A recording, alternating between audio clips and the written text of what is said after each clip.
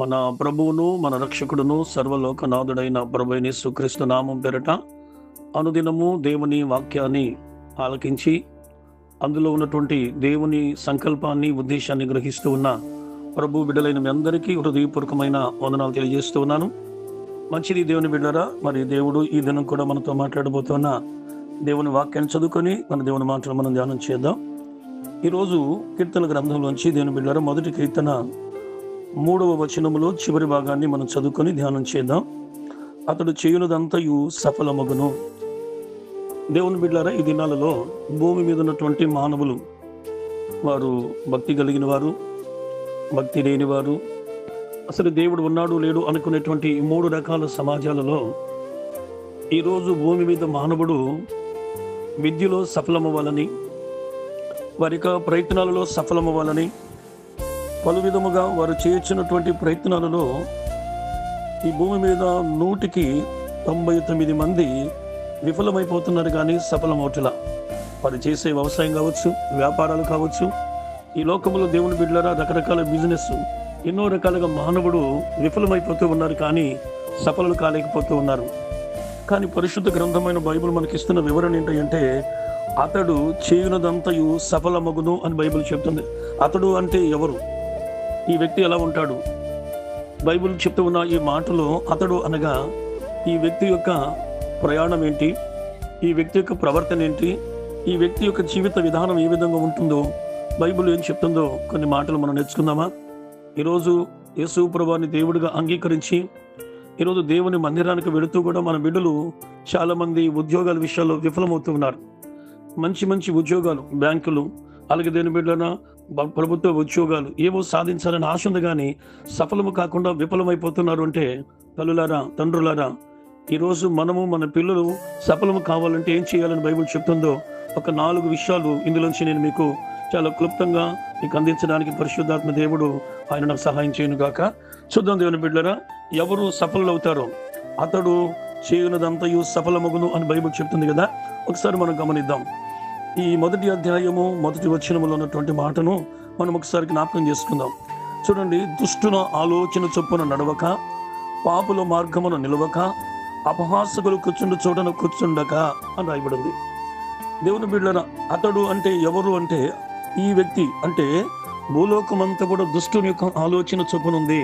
అనగా దుష్టుడు అనగా సాతానుడు, దేవుని యుద్ధ నుండి పడదోయబడినటువంటి అపవాది ఈ లోకమంతటిని దేవుని బిడ్డలు వాడు ఆలోచన చొప్పున మానవులను చెదరకొడుతూ పాడు చేస్తూ ఉన్నాడు. చెడ్డ పనులు, చెడ్డ క్రియలు చేయడానికి ఈ లోకంలో మానవుడు సఫలులు కాకుండా విఫలమైపోవడానికి కారణం దుష్టుని యొక్క ఆలోచన. ఈరోజు దేవుని బిడ్డ ప్రార్థనకి వెళ్ళే వ్యక్తిని ప్రార్థన నుంచి బయటికి గంటి వేయడానికి, దేవునితో సహవాసం సరిగ్గా చేయకుండా ఉండడానికి ఈ దుష్టుడు తన ఆలోచనలతో మనుషులను పాడు చేస్తాడు.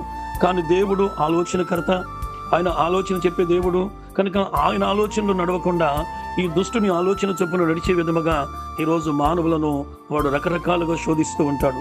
రెండవ మాట దేవుని బిడ్డలారా, పాపుల మార్గమును నిలవక. ఈరోజు మీరు జాగ్రత్తగా గమనించండి.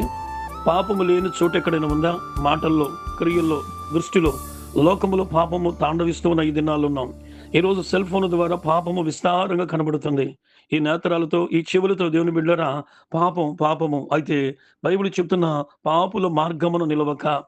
దేవుని బిడ్డలారా, ఎక్కడైతే పాపమును గురించి మాట్లాడుకుంటూ ఉంటారో, పాపం ఎక్కడైతే జరుగుతూ ఉందో ఆ మార్గములో ఆ మనుషుల యొద్దకు వెళ్ళొద్దు, ఆ మార్గమున దేవుని బిడ్డలారా మనము నిలవకూడదు అని రాయబడి ఉంది. ఎక్కడో కలహం ఆడుకుంటారు, దేవుని బిడ్డలారా ఎక్కడో విభేదాలు పెట్టుకుంటుంటారు, కక్షలతో కార్బండలతో ఉంటారు.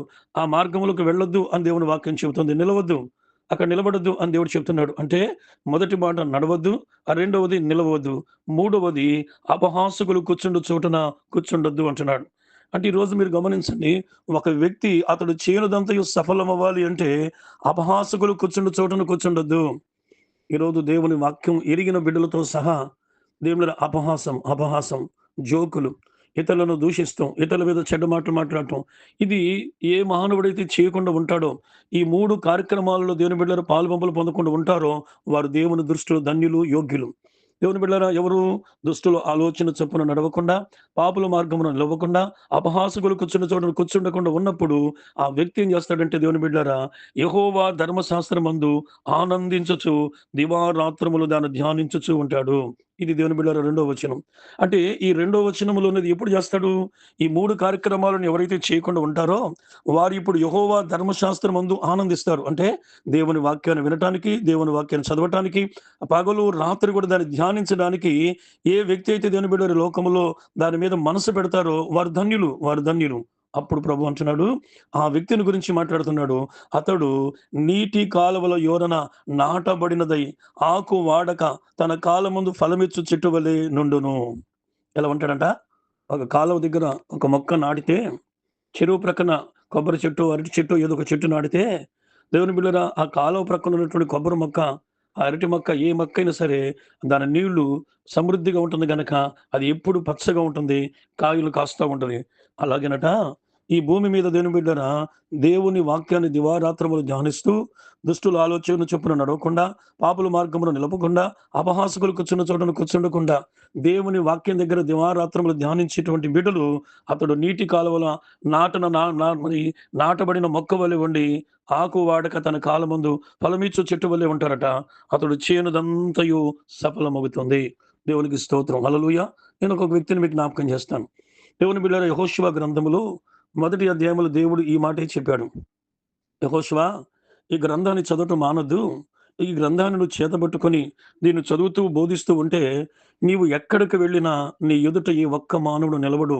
నువ్వు చేసేదంతా సఫలమవుతుంది అని దేవుడు తనకు చెప్పినప్పుడు యెహోషువ 100% అలాగే చేసి దేవుని బిడ్డలారా అతను జీవిస్తూ ఉండగా 2 అధ్యాయాలు దాటి 3 అధ్యాయానికి వచ్చేటప్పటికి దేవుడన్నాడు, యెహోషువ నేను నీ జనులందరి ఎదుట నిన్ను గొప్ప చేస్తానని దేవుడు తన జీవితంలో దానిని గొప్ప చేయడం ప్రారంభించాడు. దేవుని బిడ్డలారా గమనించండి. యెహోషువ యొర్దాను నదిని పాయ చేశాడు. అంటే మీరు గమనించాలి. యెహోషువ ఏది అడిగితే దేవుడు ఇవ్వటానికి వెనకంజ వేయలేదు. సూర్య, చంద్ర, నక్షత్రాన్ని ఆపమంటే ఆపేశాడు. యెహోషువ ఈ లేఖనాల ప్రకారంగా ఈరోజు మనం ధ్యానించిన మాట ప్రకారము అతడు చేయనిదంతయు సఫలమైంది. ఈరోజు నువ్వు కూడా ఆ రీతిగానే సఫలమవుతావని దేవుడు చెప్తున్నాడు. ఆ రీతిగా మనం కూడా అనుసరించి అన్ని పనుల్లో మనం కూడా సఫలమవుదాం. ప్రార్థన. ప్రేమగల తండ్రి నీకు వందనాలు. ఈ వర్తమానం వింటున్న వారందరిని ఆదరించి బలపరచమని యేసయ్య నామమున అడుగుచున్నాం తండ్రి. ఆమేన్.